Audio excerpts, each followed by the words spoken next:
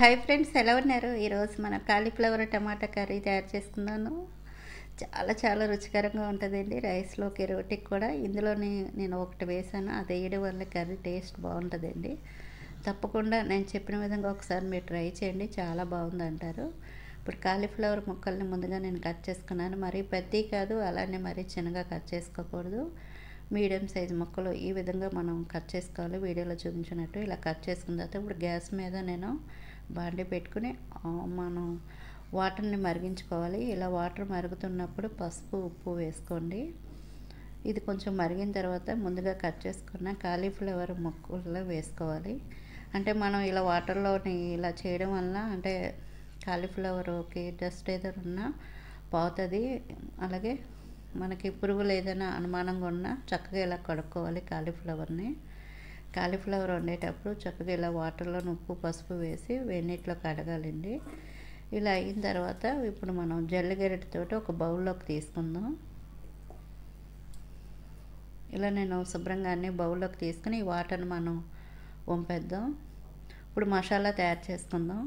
వెల్లుల్లిపాయ ఒకటి, చిన్న అల్లం ముక్కని ఇలా కట్ చేసుకున్నాను, ధనియాలు 1 స్పూను, జీలకర్ర 1/2 టీ స్పూను. ఇవన్నీ మనం మిక్సీ జార్లో వేసుకుందాం.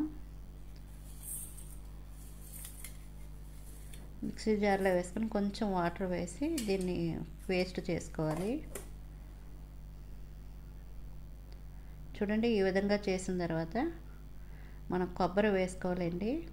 దీంట్లోని కొబ్బరి కొంచెం పెద్ద సైజు ముక్క ఒకటి తీసుకుని చిన్న ముక్కలుగా కట్ చేసుకుని వేసుకోండి. కొబ్బరి వేయడం వల్లే మనకి కర్రీ అనేది టేస్ట్ బాగుంటుందండి. కొద్దిగా నీళ్ళు పోసి మెత్తగా పేస్ట్ చేసుకోవాలి. మరీ మెత్తగా కాదు, కొంచెం బరగ్గా. అలానే మరీ ముక్కలుగా ఉన్న టేస్ట్ బాగోదు. అందుకు కొంచెం బరగ్గా చేసుకోవాలి దీన్ని ఒక బౌల్లోకి తీసుకుందాం. ఇదే మిక్సీ జార్లోనే ఒక 2 టమాటాలు ఇలా కట్ చేసుకొని టమాటాను వేసుకోండి. వేసిన తర్వాత మిక్సీ జార్ మీద మూత పెట్టి చక్కగా మెత్తగా పేస్ట్ చేసుకోండి.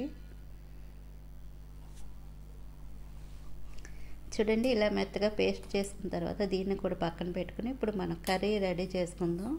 ఇప్పుడు గ్యాస్ ఆన్ చేసుకుని బాండి పెట్టుకుని ఒక 6-7 స్పూన్లు ఆయిల్ వేసుకోండి. ఆయిల్ కూడా వేడైన తర్వాత ఒక 2 ఉల్లిపాయలు చిన్నగా కట్ చేసుకుని, పచ్చిమిరపకాయలు కూడా ఒక 3 తీసుకుని ఇలా నిలువుగా కట్ చేసుకుని వేసుకోండి. ఇదంతా కొంచెం వేగిన తర్వాత కొద్దిగా ఇందులో కరివేపాకు కూడా వేసుకుందాం.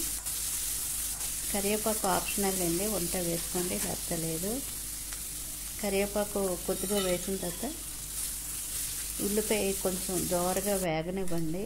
అంటే గోల్డెన్ కలర్ వచ్చే వరకు చక్కగా వేగనివ్వండి. గ్యాస్ని మీడియంలో పెట్టి ఉల్లిపాయ, పచ్చిమిరపకాయ, కరివేపాకు ఇవన్నీ వేగిపోయాయి కదా. ఇందులోనే ముందుగా మనం టమాటాని పేస్ట్ చేసుకున్నాం కదా, ఇది కూడా వేసుకుందాం.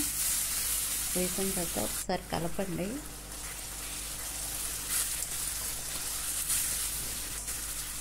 ఒకసారి అంతా కలిపిన తర్వాత ముందుగా మనం మసాలా పేస్ట్ తయారు చేసుకున్నాం కదా, కొబ్బరి, ధనియాలు, జీలకర్ర ఇవన్నీ కలిపి మనం పేస్ట్ చేసుకున్నాం కదా, ఇది వేసుకొని గ్యాస్ని మీడియంలో పెట్టి చక్కగా అటు ఇటు కలుపుతూ మనం మూత పెట్టుకుందాం. మూత పెట్టుకుంటే కొంచెం తొందరగా వేగుతుంది. మధ్య మధ్యలో కలపండి, లేదంటే అడుగు పడుతుంది. మధ్య మధ్యలో మూత తీసి చక్కగా కలుపుకోండి. చూడండి, వేగిందని ఎలా తెలుస్తుందంటే ఇలా ఆయిల్ పైకి తేలింది, అప్పుడు మనకి చక్కగా వేగిపోయినట్టు. చూడండి, చూపిస్తున్నాం కదా. ఇలా వేగిన తర్వాత ఒకసారి అంతా కలుపుకొని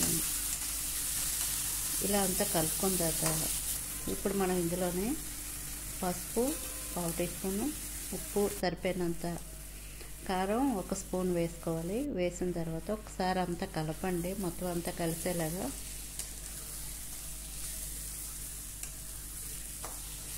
ఇలా మొత్తం అంతా కలిసేలా కలుపుకున్న తర్వాత ముందుగా కాలీఫ్లవర్ని మనం ఉంచాం కదా, ఈ కాలీఫ్లవర్ని వేసుకోవాలి.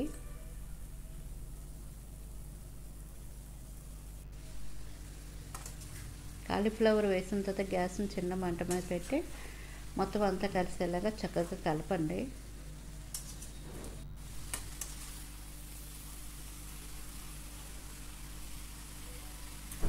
ఇలా అంతా కలిపిన తర్వాత ఇందులో మనం వాటర్ వేసుకుందాం. మరి ఎక్కువ వాటర్ వేయకండి, చూసుకొని వాటర్ వేసుకోండి. ఇలా వాటర్ వేసిన తర్వాత ఎక్కువ కలుపుకండి, జస్ట్ ఇలా కలిపి ఉప్పు అయి సరిపోయిందో లేదో ఒకసారి చెక్ చేసుకోండి. నాకు అన్నీ సరిపోయి మూత పెట్టుకుని గ్యాస్ని మీడియంలో పెట్టి చక్కగా ఉడకనివ్వండి. నాకు ఉడకనాకి ఒక 7-8 నిమిషాలు పట్టింది టైము. చూడండి కర్రీ కూడా రెడీ అయిపోయింది. ఈ విధంగా ఉన్నప్పుడే మనం గ్యాస్ ఆఫ్ చేసుకోవాలి. ఇప్పుడు కొత్తిమీర వేసుకుందాం. సన్నంగా కట్ చేసుకున్న కొత్తిమీర వేసుకుందాం. ఇలా మనం చేసుకున్నాం అనుకోండి కర్రీ, రైస్లోకి చపాతీకి కూడా చాలా బాగుంటుందండి. తప్పకుండా ఒకసారి నేను చెప్పిన విధంగా ట్రై చేయండి, చాలా బాగుంది అంటారు. ఇప్పుడు గ్యాస్ ఆఫ్ చేశాను కదా, ఇప్పుడు మనం బౌల్లోకి తీసుకుందాం. వేడివేడిగా మనం రైస్లో పెట్టుకొని తింటే చాలా బాగుంటుందండి. అంటే మనం ఇందులో కొబ్బరి వేసి చేయడం వల్ల కర్రీ టేస్ట్ చాలా బాగుంటుంది. తప్పకుండా ఒకసారి మీరు ట్రై చేయండి. ట్రై చేసి ఎలా ఉందో నాకు కామెంట్లో తెలపండి. వీడియో నచ్చితే మాత్రం ప్లీజ్ లైక్ చేయడం మర్చిపోకండి.